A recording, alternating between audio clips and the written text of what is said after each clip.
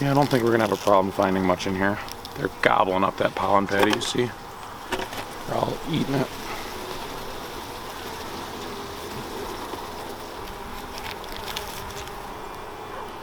Really calm, but just to get them downwards a little bit.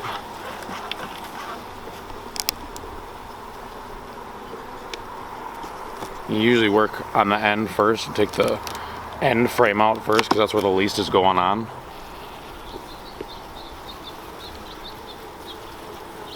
That's all honey.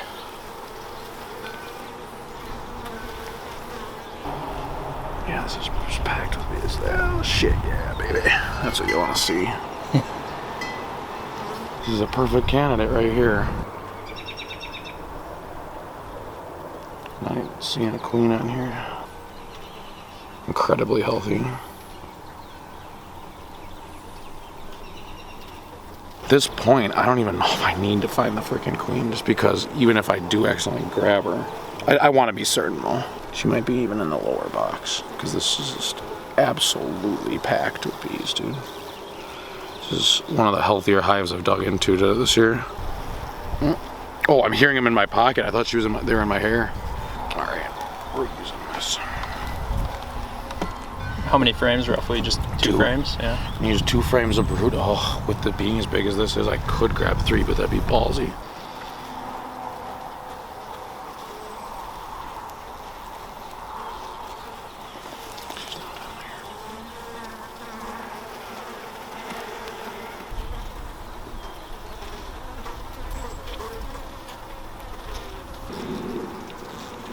And it's not atypical of queens for just them to dive in the bottom as soon as you open the hive, because they don't like the light.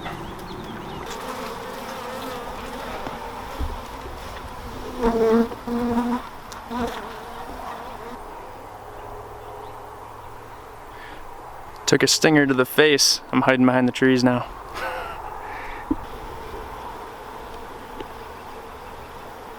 That is a healthy queen. I know that feeling. I'll try it with the beeswax on your lens and stuff. Oh. Beautiful. I got shit all over my fingers. You see there's a piece of candy in there? Yeah, like a little marshmallow or something? It's a piece of sugar. Okay. We use the sugar mostly, but these are the special ones that already come with the candy in it. But he's been finding these 2 days old with the candy still in there, barely even touched. Ooh. So you poke a little hole in there and give him a head start. And then we just put this off to the side a little bit, quartering down.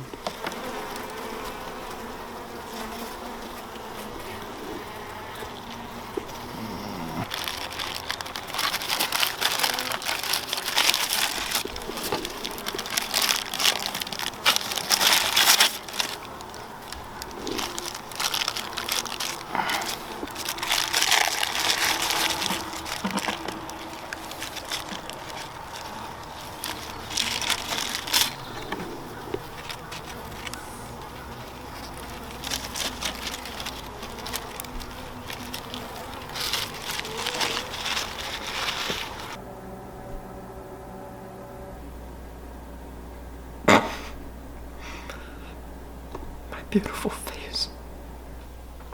I woke up in the middle of the night to go to the bathroom and my eye felt kind of funky. Apparently, that bee sting I got yesterday up here migrated down to my eyelid. And now my eye is all swollen. And I can't find our Benadryl. We've got children's Benadryl, so I'm gonna see. Oh gosh. Of course, it only goes up to 6 to 11 years of age. So do I just double it for a 28-year-old? Bubble gum. Doesn't really say anything about reducing swelling, but we'll give it a shot. It hasn't even been opened yet.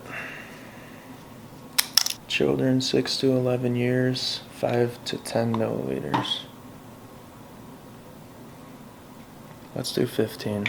Man, it's been a long time since I've taken a medication like this. Cheers.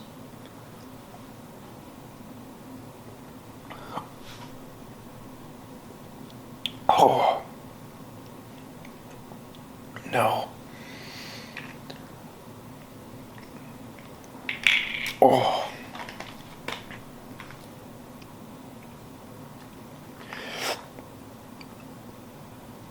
I don't recommend this stuff. Holy crap, that's awful.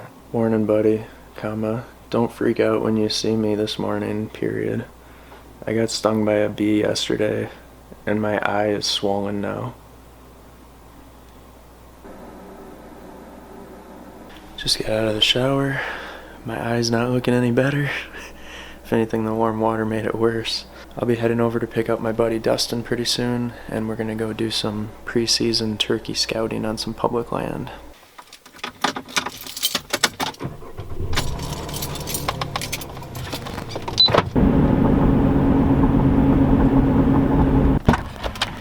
What up, yo? Morning, buddy. How's the eye? You tell me. Swollen. Yeah, no, it was bad yesterday. I could feel it like closing, and then I woke up this morning and it looked like I got punched in the face. I'm like, oh my god. One of your honeybees? Yeah, Scott and I were working the hives yesterday, and they got a little agitated at one point. Nice. This is Dustin, by the way. Hey, I got a new Woodhaven mouth call. Oh yeah. She's a beaut. Very nice. Ninja Hammer. Yeah, they're super raspy. But I've never used a mouth call. Something I've wanted to learn how to do, though. yeah. Yeah. So All we'll right. give it a try. Let's hit the road.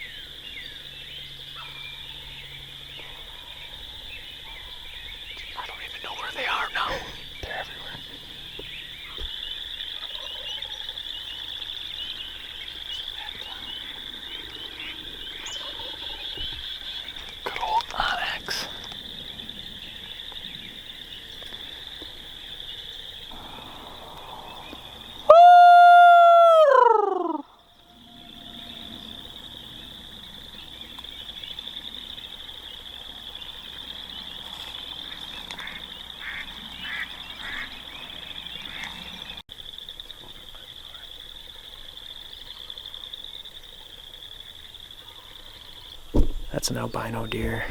On public. Oh, there's two. Is that a fawn behind it? Yeah, on public. On public land. Looks like a doe and a fawn, perhaps. Lighter.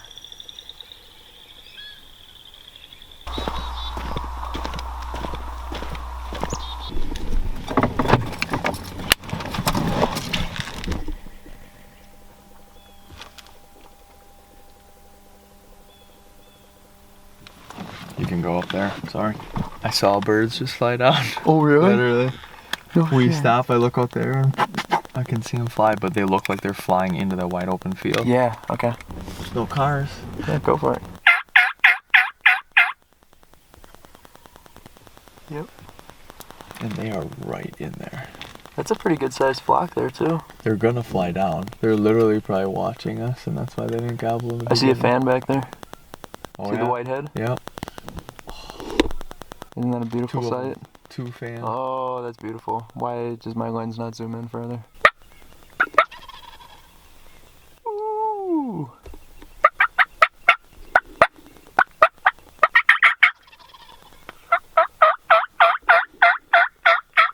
Coming from that way. Yeah. We're just sitting in the middle of the road right now. Oh man. And they're just slamming it. You rolling right now? Yep.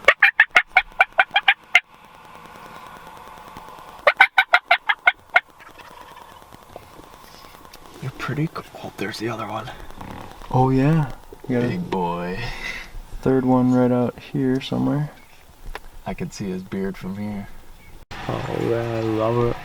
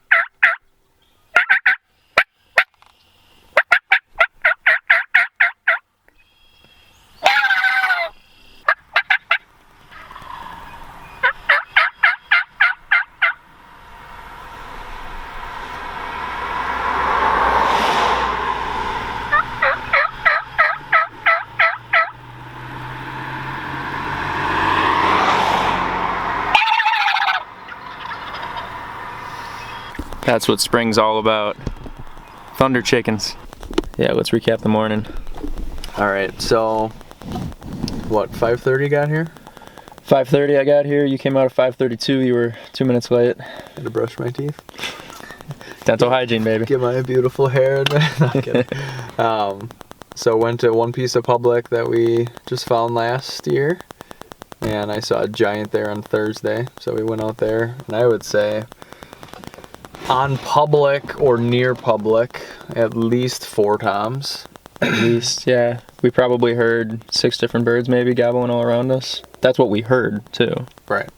Yeah, and it's a calm morning, but overcast. And I tend to think when it's a nice, warm, sunny morning, that's when you're gonna get almost all the toms gobbling. But that's just my observations over the years. Good gobbles there. Didn't really want to call on the public and we think drama. We might have heard that big guy that you had seen, because there was a relatively deep gobble off in the distance in the direction that you had seen him. Yeah. So that's pretty promising. Yep, and then just went down the road and then did kind of some driving around scouting. Got permission on, it's like 240 acres, new piece that I got permission on yesterday. So drove past there, didn't see anything in the fields. Field next to yours though. At least one tom fanned out, but then multiple birds back there. I'd say guesstimating maybe there's probably 10 birds in that field out there. Yep, and then went, I don't know, 2 miles as the crow flies down the road and went to where you got your bird last year. And there was one lone tom in the middle of the field, fanned out, and then a couple of hens. But I know that property, the landowners have been seeing 4 toms and 20 hens almost every day, they said. So good prospects for the spring. We're stoked. Very excited. A lot of activity, a lot of birds actually. So especially with the weather, like you said, it could be the type of weather that would shut them down. But we were seeing quite a bit of activity and hearing some good gobbling in the distance. Stoked. Ready for spring. Such a good feeling. I love spring. Yeah. Right on. So you'll be seeing more of Dustin in the near future here. We're gonna get out and do some turkey hunting together. We had a great time last year. Yeah. That was fun. It's all about what you can leave as a legacy too, and if you can record that stuff and have your kids or grandkids watch that, and if it gets them inspired to hunt, then it's worth it. So for sure.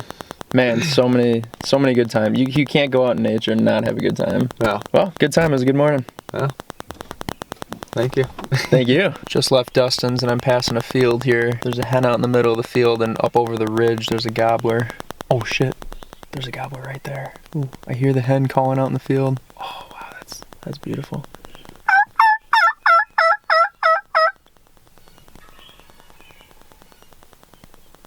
Did you guys hear that? I'm gonna pull up here a little bit closer, see if I can get some. He's really close to the road. Keeps fanning out. He's coming out into the field right now.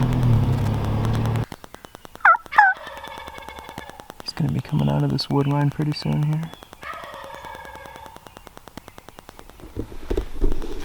You can't not hear that sound and just get jacked. Love me some thunder chickens in the spring. There's a hen right there. She's putting out in the field. The tom is just inside the woods right here. Well, I gotta get back home.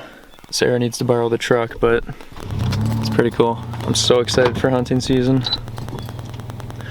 How's my eye looking, by the way? Is it getting better? Wow, what a gloomy weekend. Sarah's at a bridal shower, so I've been taking care of the kiddos this morning.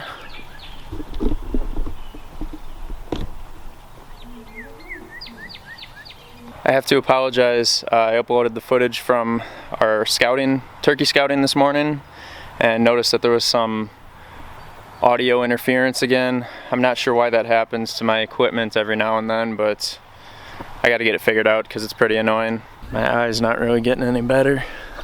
In case you guys aren't aware, we do have some Green Acre apparel available. I'm wearing one of our hoodies right now.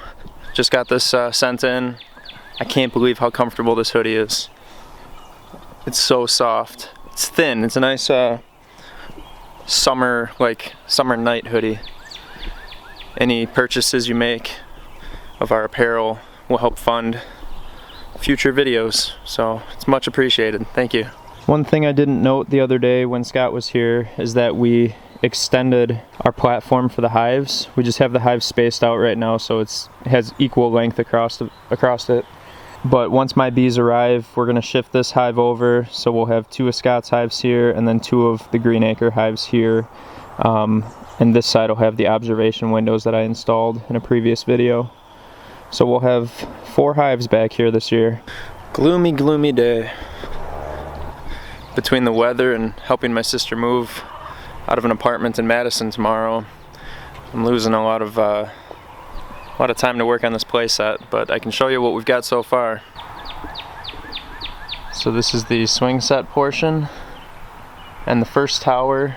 I have the roof built, but it's in the garage. I need some assistance in getting that up on top of the tower here. And then off the back there'll be a 6-foot bridge and a taller tower up on top of this retaining wall with a spiral slide, some monkey bars, and a rock climbing wall. It's gonna be a pretty big play set. The kids are gonna love it. Morning, ladies. How we doing?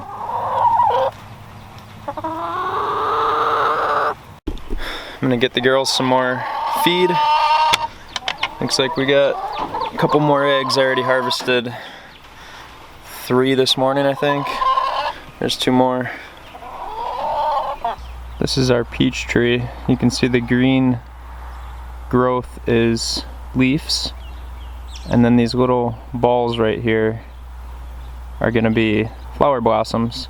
And if these flower blossoms get pollinated, they'll turn into peaches. I love spring. I can't wait for all of our trees to start flowering. Really makes the yard a beautiful place to be. This is our plum tree. I think this is its 2nd year out here. Looks like we've got a few little flower blossoms here. The rest of the tree's leafing out really nicely, but those are the blossoms that we've got on it so far. So might get a couple plums this year. Look at how much growth our elderberries have put on already. I planted these out here a week ago today. We've had quite a bit of rain and it shows. It's looking really good. This is one of our established grapevines. You can see the buds are starting to swell. They're gonna start leafing out pretty soon. I still have to come through and prune these. I'm a little behind on that. The blueberries we transplanted last year are all green and leafing out, so it looks like they survived the winter. While I'm out here, I'm going to prune our Everbearing raspberry bushes. This is a variety called Heritage. Everbearing is a term used to describe a plant that puts on 2 crops a season. So for instance, this spring new canes are going to come up out of the ground, and this fall the top of that cane is going to produce a crop. Then we go into winter, everything goes dormant, so you can see here there's actually some raspberries still on here that are freeze dried from the winter. So this was last fall's crop. Now, because it's everbearing, it's going to put 2 crops onto 1 cane. So what I can do is come through and cut off right here above the new growth, cut off the old fall dead growth, and all of this new growth down here is going to produce a spring crop. Then come fall, this cane is done. So this cane could be cut off at the ground. So right now in this growth cycle, I'm just going to come through and cut off the dead tops on all of these. Raspberries can be quite invasive, so I have mine in a raised bed, and we mow around here to cut down any canes that come up outside of the bed.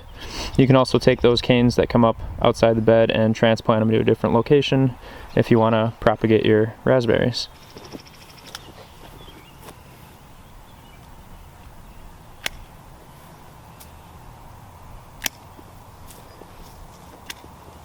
Okay, I've got this patch pruned up. I'm going to take this to the burn pit because there are certain varieties of insects that can bore into your canes and overwinter in them, and they'll emerge in the spring and destroy your crop. So it's a good idea to take your cuttings and dispose of them safely. Back inside with the kiddos.